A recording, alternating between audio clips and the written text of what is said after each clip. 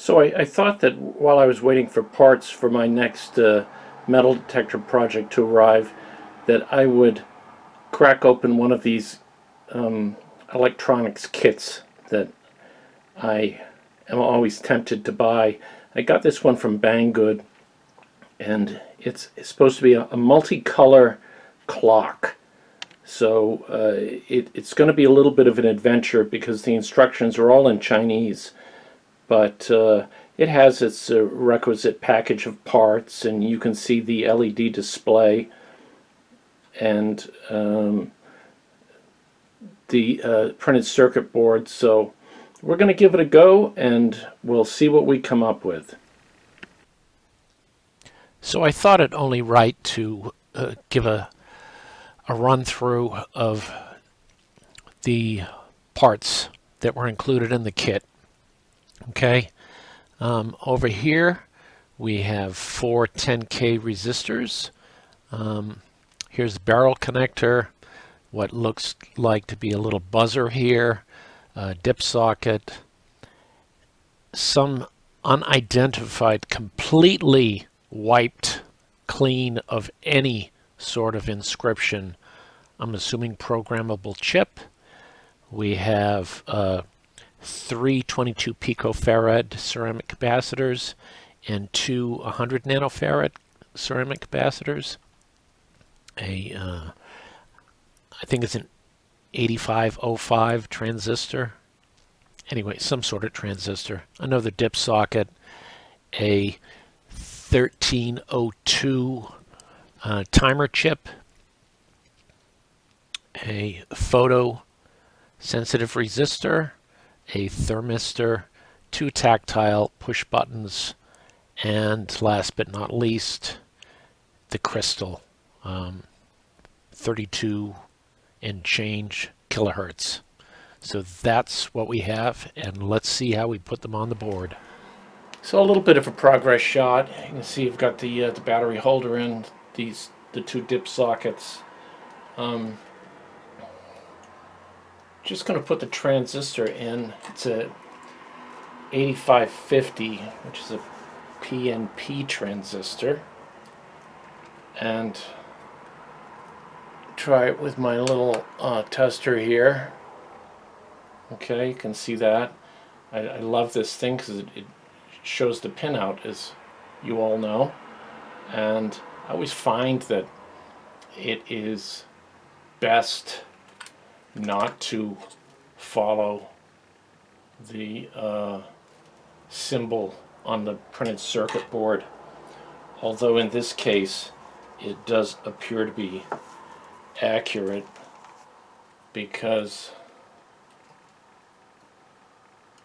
I have the correct continuity across there, right? Okay. So onward we go. So just another shot of how I'm doing so far. Here's the thermistor. I raised it up a little bit off the board so that it could hopefully get a little bit better sense of the temperature. And we have the 4 10K resistors in place as well. The next component that I'm going to put on is this little photo resistor, and what I'm going to do is just give a shot of my multimeter as I pull this in and out of direct sunlight for those who maybe never have seen one of these before. So there's a shot of what this photoresistor is doing. If I cover it up, you see we go to there, and then direct sunlight, it's dropping way off the board. So like it says, it varies its resistance according to light.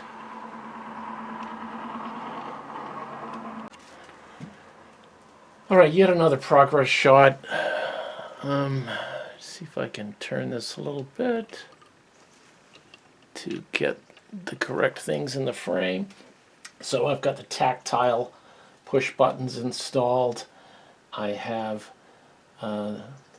the 4 ceramic capacitors. They actually gave me an extra 22 picofarad, so that'll go in the junk pile. You see I have my photo resistor here, and I soldered it in very much askew. And the next thing, which I think I may have been remiss in mentioning, is the crystal. And this is a 32.768 kilohertz crystal, and here it is here. So we shall do that next, and then put on the barrel connector and mount the header, and we will almost be complete.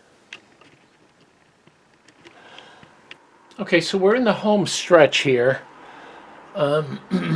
Get right down to putting the display onto the printed circuit board, and I see what I would term quite a design flaw, because how they have this header positioned to connect the two together is exceedingly poor.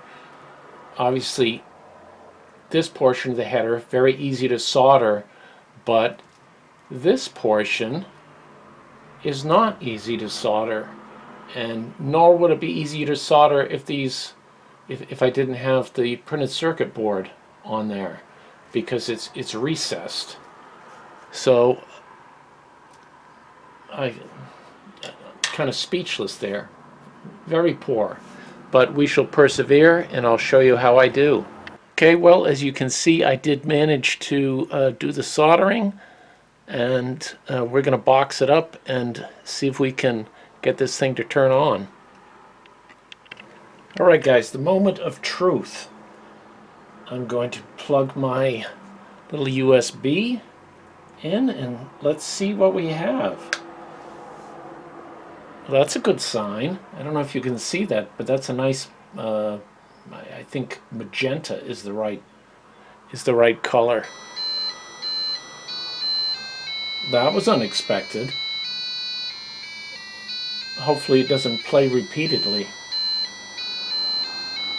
So it appears as though I'm going to have to do some deciphering of these instructions, as they're in Chinese, but I'll give a good Google search and see if I can come up with an English translation, or I guess I'll have to resort to my phone.